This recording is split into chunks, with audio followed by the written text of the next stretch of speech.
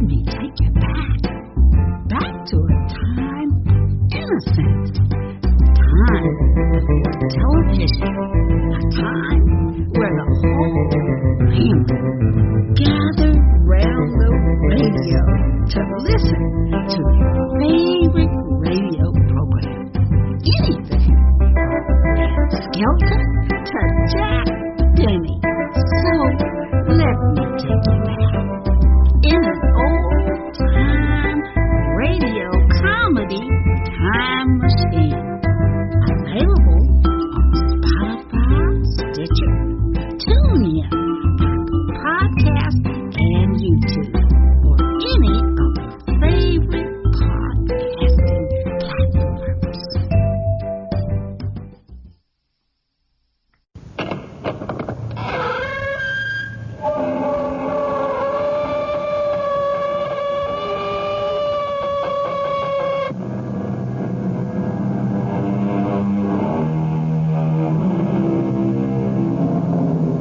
Come in. Welcome. I am Tammy Grimes.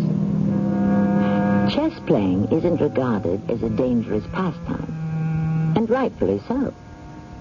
Of course, there are stories, perhaps apocryphal, about the game being played in ancient times with real people instead of pieces. And then indeed it can become deadly. Even today, however, we read about the use of mind-controlling devices and other mystic aids in world championship matches. But chess, among those who play it for fun, is just harmless relaxation. Or is it? I'm not interested in playing any more chess with the old man. I'm telling you here and now I'm finished. No more chess. You're not thinking, Charlie. You're letting yourself be driven by silly superstitions. If you refuse to play this game, it could be dangerous for you. Deadly dangerous, remember that. And the next move is yours.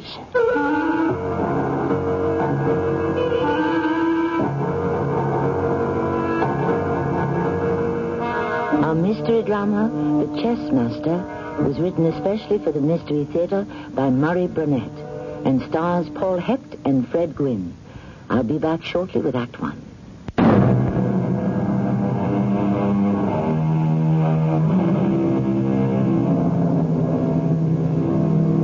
Most Americans lead lives that are fairly routine. Some might even describe their lives as humdrum. But there are a few fortunate enough to be working at jobs they like. Others find life tolerable, if not dramatically exciting, with a series of highs and lows. However, when a real crisis arises, some people go right off the rails, and others, in trying to cope, find themselves faced, at the very least, with a sweeping change in their lifestyles. I was fired today. It was my first time. I started to walk, just walk, aimlessly around New York. My compulsive walking took me to the lobby of one of the city's newest glass towers. It has a beautiful two-story lobby that runs an entire block and was used as a walkway between the streets. As I walked through, admiring the ficus trees and the artificial waterfall, my eye was caught by a chessboard completely set up for a game. Seated behind the board was a portly, white-haired gentleman who smiled up at me as I halted. Good afternoon. Oh, hi. Do you play? No, I dabble. I haven't played in years. Well, that doesn't matter. If you'd care to sit down. Don't play. Don't play, for Pete's sake. Don't play. Don't ever sit down and play chess with him. Now, Ben, you shouldn't let losing upset you so much. This is Ben Bradley, Mr. Williams, Charlie Williams. Pleasure, Mr. Williams. And certainly an explanation is in order here. You see, Ben here suffers from that most American disease, competition. He's highly competitive, and although we've played several games and he's lost only one more than he won, it's upsetting him terribly. Well, that's okay. I understand. I'd like to straighten this out. Please, isn't this true? what I just said, Ben? Well, I'll admit I'm a bad loser. I do have a tendency to overreact. Thank you. Williams, forget what I said.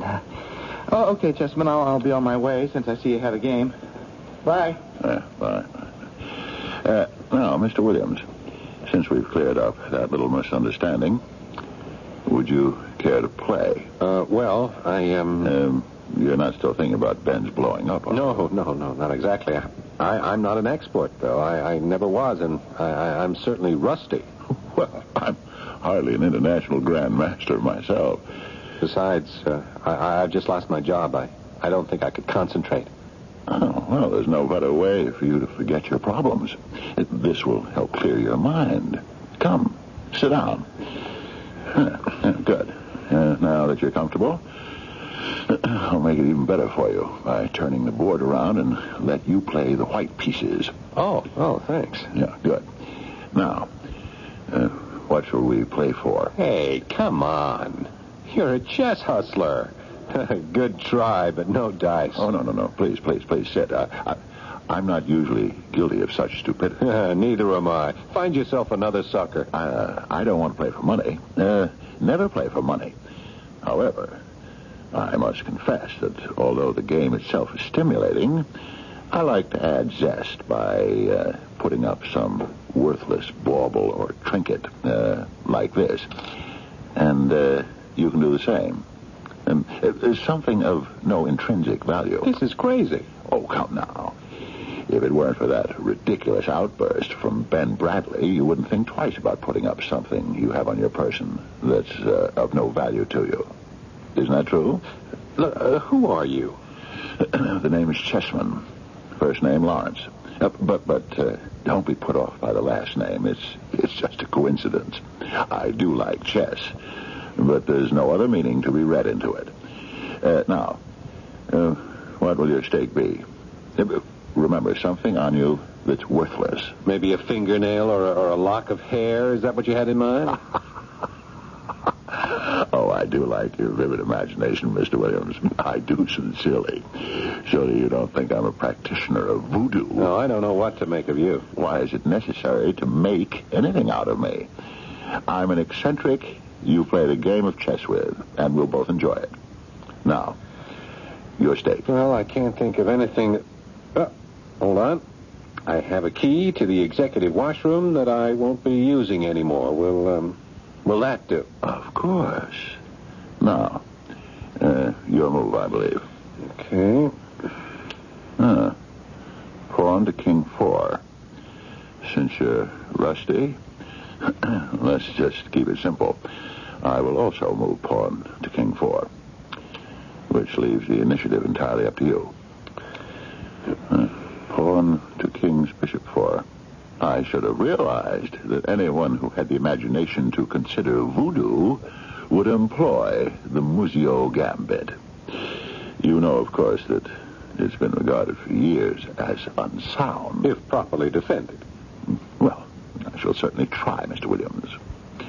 I shall certainly try. Well, check. And I think also mate. I regret to admit that you're right. I'm not one to offer excuses, but I'd forgotten exactly how lethal the Muzio Gambit attack can be if you allow your opponent to gain timing. Well, thanks. I enjoyed the game. As did I. Take your winnings. Oh, no, forget it. I just play for... I insist. Absolutely. I would feel ashamed if you didn't take this token of your victory. A debt of honor, sir. Okay, if you feel that strongly. I think it's only fair that if we ever play again, however, I should have a chance to win it back. Unless, of course, certain conditions should arise. Oh? What conditions? Why, the conditions under which you would give it up. Are you kidding? I'm deadly serious. This is a city of strange happenings and unusual meetings. It may someday happen that you will come across someone who will say to you, the Muzio Gambit is a very unsound opening. What? If that should happen, you will hand over the trinket you won today, Immediately. Oh, come on. What do you take me for? I have your word? Okay. You've got my word. You've been let go? I don't believe it. Why not, Susan? It happens all the time in this business. Just because they lost the claimant account isn't any reason to let you go. It isn't as if it were your fault. I was the junior account executive. No account, no job. But you've been with them for 6 years. Surely there are other accounts. Well, they're not about to fire someone else to give me a job. Now, I'll give Frank Fentress a call tomorrow. He'll find something for me. You haven't called him yet? No. What did you do this afternoon? You must have known... Sure, I knew, Susan. I just walked and walked, trying to figure something out, and then I played chess. You played chess? Yeah, and I won, too. Look. That's pretty. No, it's not worth anything. I know, but I could have it pierced. Run a silver chain through it, and it will make a lovely necklace. No, I can't. I promised the old man I played with to keep it. I'll be keeping it if I wear it, won't I? Can't do it. I know it sounds silly, Susan, but the old geezer said if we ever played again, I should bring it with me, and maybe he could win it back. You're going to play again? Maybe, I don't know. Anyway, I may not have it on me. You just finished telling me that you had to keep it. Yeah, unless someone comes up to me and says the Muzio Gambit is a totally unsound opening, and then I'm to give the coin to him. Unsound opening? You're the only one who's unsound, Charlie Williams. You're out of your mind. The next morning, I went downtown to the Fentress Agency, tops in executive placement in the advertising business. Fentress is on the 25th floor of one of the great old Art Deco buildings on 57th Street, and as I got off the elevator, I saw this glamorous movie star type wandering around the floor, looking lost. Pardon me, but I'm a stranger to the city and this building. Could you direct me to the office of the Fentress Agency? Yeah, sure. I can do better than that. That's where I'm heading. Why don't you come along? You are very kind. Is this Fentress a good agency? Oh, sure. It's the best. Are you looking for a job in advertising? Not exactly. I have some business with a gentleman I expect to call. His name is Charles Williams? Charles? Well, that's me. Oh, but how fortunate. Here I was desolated to think that I would have to sit in some anteroom waiting for... No, wait. Hold it a second. Madame, why are you looking for me? I think you have something for me. The Museo Gambit is totally unsound opening. Well, have you? Sure. I wasn't expecting it to... You have something for me? Yeah, right. Here it is. Thank you. And to show you that I sincerely appreciate this favor you have done for me, please accept this. She handed me an envelope and walked to the elevator and left. I stood for a moment, turning the envelope over in my hands, and then opened it. I couldn't believe my eyes. There were 5 crisp, new $1,000 bills. I forgot all about seeing Frank Fentress and headed for the atrium of the building where I'd played chess with the old man. Good day, Mr. Williams. Yeah, change that to strange day, Mr. Chessman. That trinket, huh? Worthless, A mere nothing. Then tell me why she gave me $5,000 for it. Softly, Mr. Williams, softly. Why don't you sit down? We'll have another game. No, I'm not playing any more games with you until I know what your game is. I cannot satisfy your curiosity or even carry on a rational conversation with you standing there and raising your voice at me. If you sit down, we can discuss whatever it is that has made you so upset. Okay. Oh, well, as long as you're sitting, we might as well play. Forget it. I find that I talk better when I'm playing. I don't. Now, look, Chessman, I don't like being maneuvered. I'm not a pawn in a chess game. I never said you were. But you seem to blame me for what's upsetting you. Oh, and why shouldn't I? mean, some strange woman comes up to me, no, you might say ambushes me, because I know darn well she was waiting for me, then gives me that line you told me about the Muzio Gambit, and when I give her the coin, she hands me an envelope with $5,000 in it. Amazing. Absolutely incredible. A fantastic tale, Mr. Williams. If true. If true? It's only fair that I play white today. Now, look, here. Take a look at these $1,000 bills. I don't know much about you, Mr. Williams, but I am not susceptible to bribes. Put that money away, and let's play chess. I don't believe this. I've moved. Pawn to Queen 4. You mean you don't know anything about this money? Your move. I asked you a question. Move. Now, look, I don't know anything about the Queen's pawn opening, but... okay. Knight to King's Bishop 3.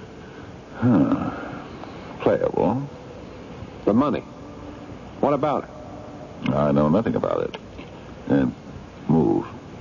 Pawn to King 3. And you never said anything to me about the Muzio Gambit being unsound, huh? Of course, but that was just a jest. Maybe someone overheard me and carried it a bit further. Now, where did you get that coin? Was it stolen? Ridiculous. Your move. But $5,000. I can't understand your anger about the money. I should think a sum like that would come in handy with someone out of work. I don't like the way I got it. You can afford to be choosy. Wonderful.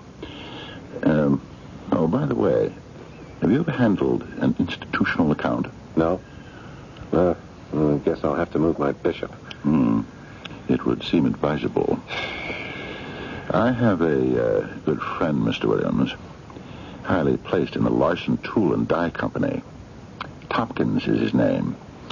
He told me they're going in for a campaign of institutional advertising. I think you'd have a chance if you went to see him. And, of course, you can use my name. Look, I told you I don't have a background in... that may not matter. It's worth your time, anyway. Checkmate, I believe. Yeah, I guess it is. Too bad. You didn't play as well today. No, besides being unfamiliar with that opening, I was distracted. Of course. Are you going to see Mr. Tompkins? Yeah, well, I'll think about it. Might be very good for you. By the way, you lost. Yes, I know. Then I'll take my winnings. Your key to the executive washroom.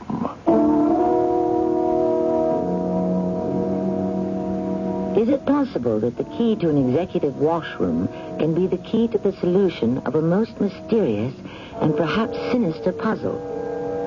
On the surface, it seems most unlikely. But on the other hand, the chess master seems to know exactly what he's doing and why. I'll be back shortly with Act 2.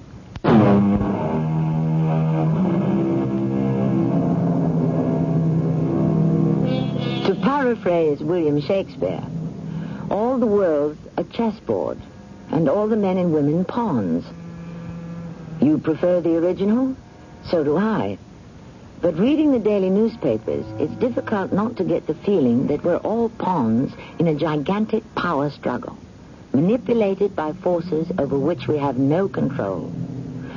Charlie Williams feels he is being manipulated, but why and for what purpose remains a mystery. It took me some time to get the washroom key off my key ring, but I finally accomplished it, and as I handed it to Mr. Chessman, he gave me a slip of paper in return. That's my friend Tompkins' address. He'll be expecting you tomorrow at your convenience. I haven't decided about that yet. I'm still not satisfied with your explanation or non-explanation of what's been happening. Hello again, Mr. Chessman. Ben. You remember Ben Bradley, Mr. Williams, the gentleman who warned you against playing with me. Yes, I remember. I believe Ben has had a change of heart about playing and has come back for another game. Am I right, Ben? I don't appreciate your sense of humor, Chessman. You know darn well I've come to play. Or do I have a choice? We always have choices. Just as in chess. It's up to us to make the right moves. Now, sit down, Ben, and see about your move. I've been married to you for 5 years, and I still don't understand you, Charlie Williams. Now, I love you, Susan. I love you, too, but you're not going to get away with changing the subject. Okay. I want to see Frank Fentress before I see this Tompkins. Why? Because I know Frank. I know his agency. He's legitimate. How do you know Tompkins isn't? I don't, but look, $5,000, what do we do with the money? Put it in the bank. How do I show it on my income tax? Well, what did I do to earn it? Don't ask me. Ask that crazy old man you played chess with. He started the whole thing. I have. And what did he say? He claimed he didn't know anything about it. Do you believe that? I don't know what to believe. He even had the nerve to suggest I might have been lying about it. Well, if he really didn't know... Come on, Sue. He was the one who gave me that rigmarole about the Muzio Gambit. And she repeated it word for word. Gosh, I just wish I knew somebody with the police or the FBI that I could tell about this. I don't like the sound of the police, Charlie. After all, there's nothing very criminal about what's happened. Isn't it possible that this old man really took a liking to you and tried to get you a job at this tool and die plant? Yeah, it is possible. I just wish that there was some way I could test it. You can test it by going out and seeing this Tompkins and talking to him. Wait a minute. Wait, I just got an idea. I think I found a way to get some answers. The next day, I went right to the lobby of the building where Chessman hung out. His usual table was empty, so I sat down and waited. About 11 o'clock, he showed up carrying his chessboard and his box with the pieces. He spotted me right away, and as he sat down... Good morning, Mr. Williams. Bright and early today, aren't we? How did your talk with Mr. Tompkins go? I haven't seen him yet. That's why I was waiting here. Care for a game? No, not now, thanks. I really don't have the time. You see, I had a lucky break yesterday. I got my old job back. Congratulations. Yeah, that's why it didn't make any sense to go and see your friend. I understand. But why were you waiting for me? I know it sounds crazy, but I came for my washroom key. I don't think it would look too good if I said I'd thrown it away. Since I know it's not worth anything to you, I'd like to have it back. But you lost it on the field of battle, so to speak. Debt of honor. Oh, come on, Mr. Chessman. You say you have my best interest at heart. The key can't mean anything to you. I play fair, and I play by my rules, Mr. Williams. I won that key, and it's mine. If you'd like me to write a note to your employers, telling them the circumstances... You really are a first-class nut, aren't you? I'm sorry you feel that way. I'd certainly be more than happy to play another game and put the key up against something else that has no value for you. I'm going to make you a promise, Chessman. The next time we play, I'll win. That's a challenge that I will happily accept. When Chessman refused to return my key, I knew what I had to do. And I did it before setting off for the Larson Tool and Die Company to keep my appointment with Mr. Tompkins. They were located out in Queens, and when I got there, the buildings looked so legitimate that my heart sank. I walked in anyway, gave my name, and after a suitable wait, was escorted into Mr. Tompkins' office. Sit down, Mr. Williams. Oh, thank you. I take it you were expecting me? I was, and I wasn't. Oh? Mr. Chessman called and told me you'd found another job. Yeah, well, that fell through. I'm sorry to hear that. You give me a little of your background. The last 5 years, I was a junior account executive with White, Graves, and Pfeiffer, handling a chain store houseware account. But none of my experience is in institutional advertising. I understand. Now, the salary is $7.50 per week with several fringe benefits: hospitalization, medical plan, a good retirement plan. No, but about the job itself, sir. I'm offering it to you, Williams. If you care to, we can go down and take a look at your office. But aren't we rushing things a bit? I mean, wouldn't you like to hear any of my ideas? Well, I don't think you can formulate any ideas until you've made yourself familiar with our entire operation. You haven't studied us, have you? No.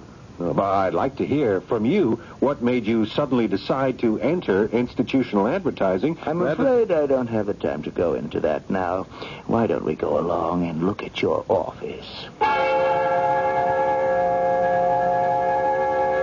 I walked out of the Larson plant with pretty much the same feelings I had when I entered, which didn't please Susan at all when I got home. I'm trying to understand, darling. I'm really trying. But you seem to have changed so. I don't know how to say it, but you're different. Yeah, you wouldn't say that if I'd taken the job. What can be wrong with a job paying $750 a week as advertising manager for a perfectly reputable concern like Larson? I wish you'd played chess. I mean, that old man and me, we're playing a game, and he's trying to manipulate me like one of his pieces. So because of this feeling, you're going to turn down a job you need and which you can do easily? Is that it? I haven't made up my mind. I left it open when I said I had to think it over. Tompkins knew I was telling the truth. I'm still thinking it over. We've been at this for hours, and I'll be happy to go along with whatever you decide. But I'd be much happier if you could give me one single hard fact, one good reason why you should turn it down. Come in, Williams. Yeah, I'm happy you decided to come aboard. There are still some details I'd like cleared up, Mr. Tompkins. I mean, I'm beginning to get an idea of what you expect from me. That's good. As of this moment, you're on the payroll. And it happens to work out very well. Well, how's that? Your office won't be ready today, so you can do me a favor. Oh, of course. I understand you're a chess enthusiast. I beg your pardon? I'm talking about chess. And our mutual acquaintance, Mr. Chessman. Since you won't be around today, I'd like you to play a game with him. Now, what's that got to do with my job? I said I was asking a favor. This is a running contest between Chessman and me. And since we both know our friend's quirk about stakes, I'm furnishing you with a stake for today's game. There it is, on the desk. Now, forget it. You must think I'm a fool. I mean, it's perfectly obvious that you and Chessman are running some kind of con game, and I don't want any part of it. I mean, you're not offering me a job. You want a messenger service. You want me to carry this disc to Chessman. Mr. Williams, I asked you to play a game of chess. If you win, you bring this disc back to me. If you lose, well, that's the fortune of war. I'll bet you right now all the money I have in the world that I don't win. No bet. You sound like a loser. I think you're going to lose, Mr. Tompkins. Now, I don't know what you and Chessman are doing, but I'll bet the police will be interested in finding out. Finding out what, Williams? That these so-called worthless stakes that Chessman plays for signify something really important. What, I don't know. But as I said, the police will find out. Sit down, Williams. Huh? Sit down. Now, listen to me. Let's suppose, for the sake of argument, that your wild guess is correct, and you carry out your threat to go to the police. Now, let's examine your position. The police have only your word for it that the talisman you won from Chessman was the same you later passed on to your accomplice. My accomplice? Exactly. You passed the coin or talisman or whatever to her. She gave you $5,000 for it. Were you so shocked and surprised that you reported that strange occurrence to the police? Not at all. You pocketed it. And you turned again to play with Chessman, didn't you? Oh, at that time, I didn't know. Didn't know what, Williams? What do you know? Or think you know? There are people who prefer to be ostriches. Don't tell me this. I don't want to hear it. And there are others who are insatiably curious and have to know everything. Those are two extremes. Since I'm not an extremist, I find both extremes unpleasant. But if I were in Charlie Williams' place, I'd want to know what was going on. You will find out shortly when I bring you Act 3.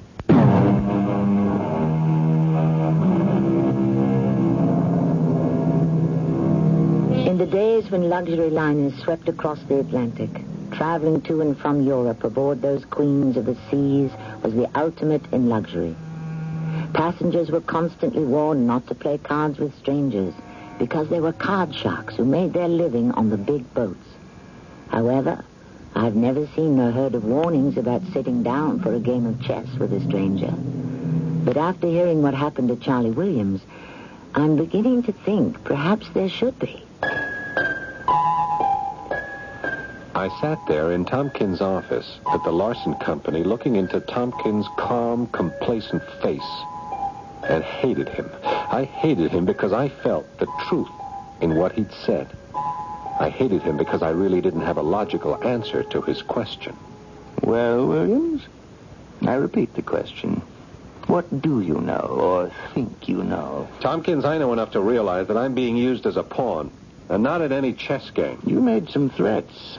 Something about going to the authorities. I'm beginning to think you're seriously deranged, Williams. And it would be best for me to nip your nonsense in the bud. Now, how do you suggest I go about that? I have no suggestions. I think the wisest course for me is to call the police and tell them I have a man here to whom I've offered a job and he's creating a disturbance. Okay. Put the phone down. I honestly believe you're unstable. All right. You don't have to practice your act because you don't have to call the police. Does that mean you've decided to take the job with all the duties and responsibilities that it entails? Well, it seems I have no choice. I'm glad you've come to your senses. It really would have been most unpleasant for you if you hadn't.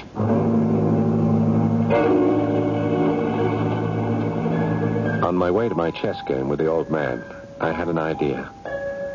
I stopped and walked through the plant on the way out, looking and talking with some of the workers and foremen who all seemed genuine and unaware of the trickery that I believed was going on. When I returned to the lobby, I spied Mr. Chessman in his accustomed seat with the inevitable chessboard set up before him. I walked over to the table. Good afternoon, Mr. Williams. I am indeed happy to see you. Please, have a seat. Oh, thanks. I think we might even allow you to have the white pieces today. You play a much stronger game with white, you know. What difference does it make? It's all fixed. Fixed?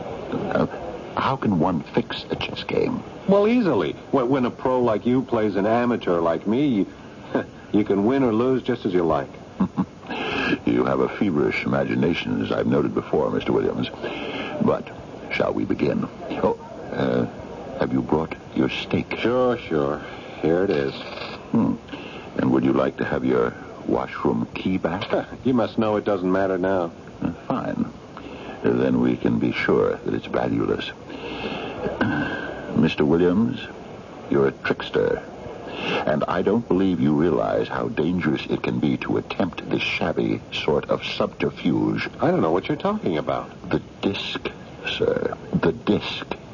This is not the disc that you were given at the plant. It must be. Mr. Williams, I'm going to give you just 60 seconds to produce the real disc. But it's valueless. What difference does it make? You're not dealing with ninnies, Mr. Williams. There are 50 seconds left. So you admit that there is some value to these little tokens you play for, huh? 40 seconds. I say that's the disc Tompkins gave me, and that is the disc. Now, you must believe me. 30 seconds. You know, there's really nothing you can do to me. I mean, are you going to threaten to shoot me or poison me right here in the lobby? Mr. Williams, I suggest that you call your wife. What? I said call your wife. And I suggest when you speak with her, please reassure her. I had an uneasy feeling in the pit of my stomach as I went to a phone and dialed my number and waited for it to ring.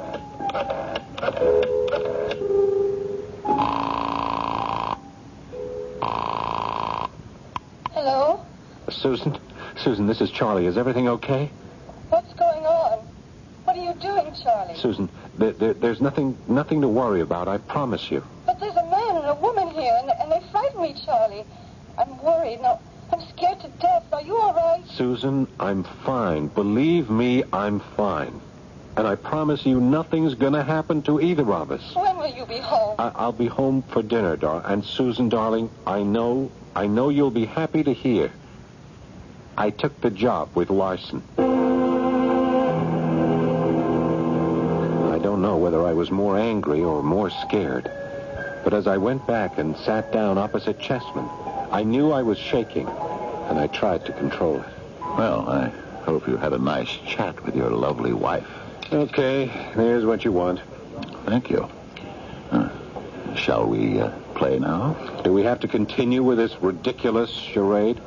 Whom the gods would destroy, they first make mad. You're quite a philosopher as well as a chess player, but I'd like you to tell me how you knew I didn't give you the real disc.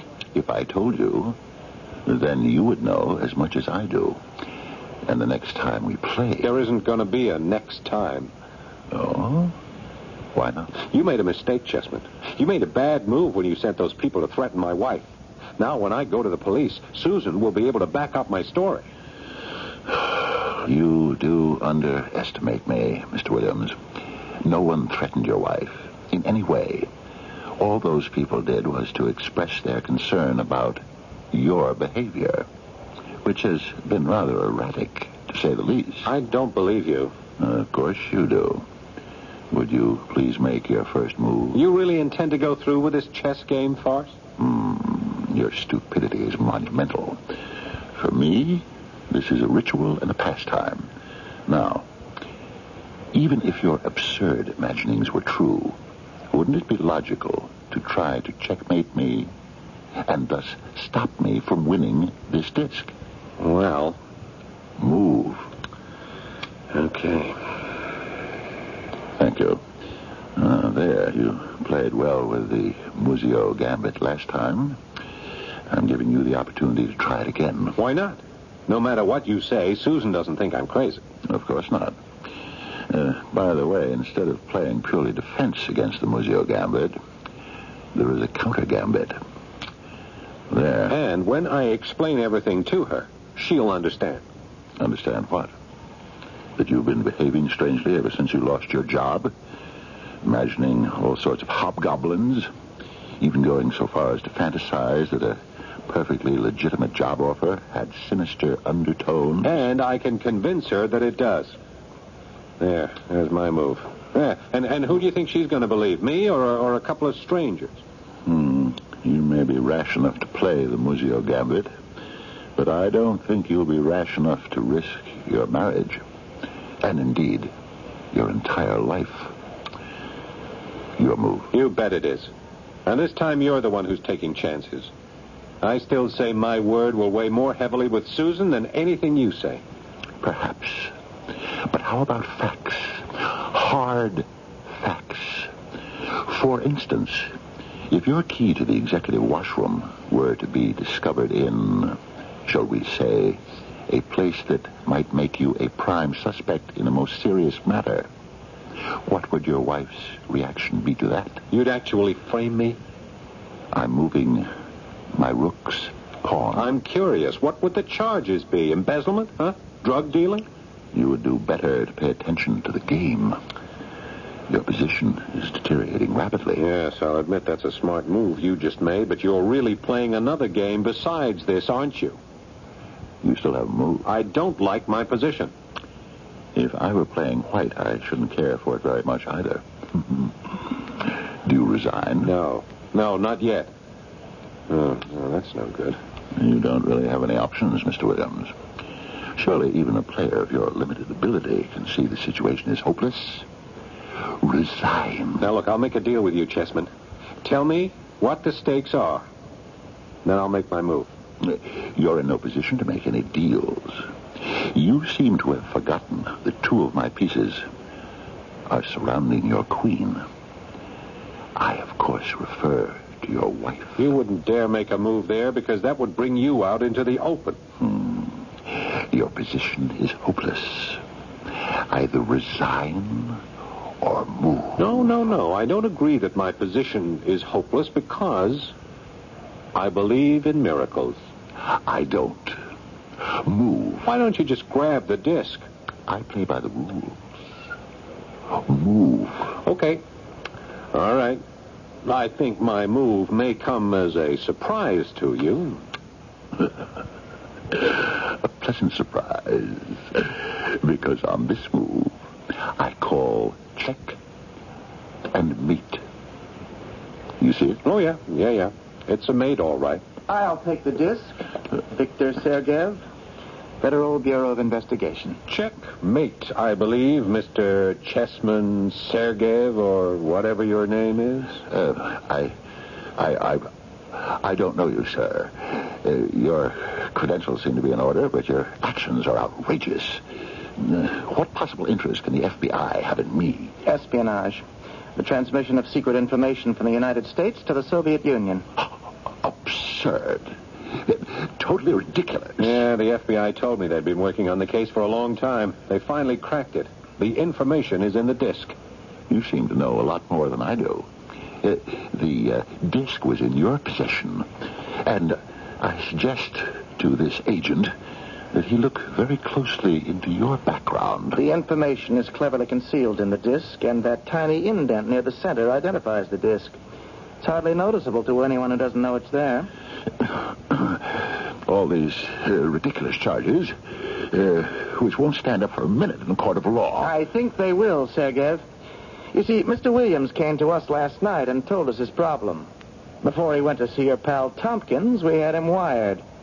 As a matter of fact, Sergeyev, he's been wired all day. And your conversation makes very interesting listening. I'd rather say fascinating, whatever your game is. I think they'll let you take your chessboard to the slammer.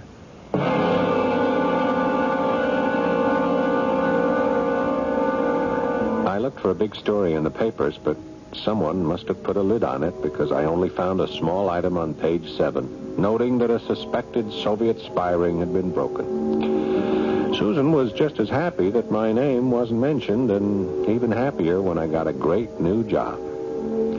Walking through that 2-story lobby the other day, I saw 2 young fellows playing chess. I didn't stop.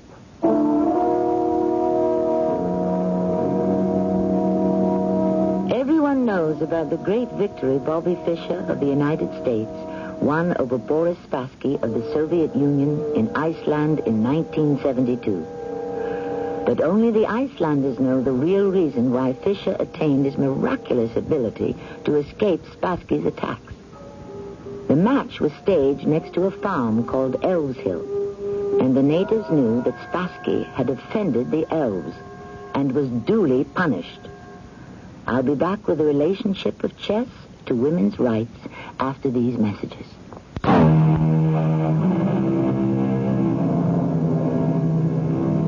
When chess was played in Persia in the 6th century, women's rights were unheard of. Yet women's livers might well note the way the game was designed. First, the placement of the pieces. The queen is a lady, so she always chooses her color. And which is the most powerful piece on the board? The queen. And which has the least power? The poor, masculine king. As a famous Belgian detective might say, it gives one furiously to think. Our cast included Paul Hecht, Fred Gwynne, Lames Faris, and Russell Horton. The entire production was under the direction of Hyman Brown. And now a preview of our next tale. Well, look, you don't make a decision to kill your uncle every day. Carl, I am not minimizing this thing, but it has to be done. Yes. All right. Let's go. Get it over with. No, Carl, come back. Don't do it. Come back. Waldo, what is the matter with you? That man, Edna, tonight, he is going to commit a murder. Oh, who's he going to kill? You heard him, his uncle. So what? So what? Life is precious, Edna. Not among human beings. Murder is their biggest outdoor sport. It's also their second most popular indoor sport. Well, I've got to stop it. How are you going to stop it? Well, I just got to stop it. Waldo, Walter, what are you doing? Now stop rattling the bars and stop jumping up and down. Somebody, please listen to me. Well, why should they listen? They can't understand you. Everybody listen. It's gonna be a murder. This is Tammy Grimes inviting you to return to our Mystery Theater for another adventure in the macabre. Until next time, pleasant dreams.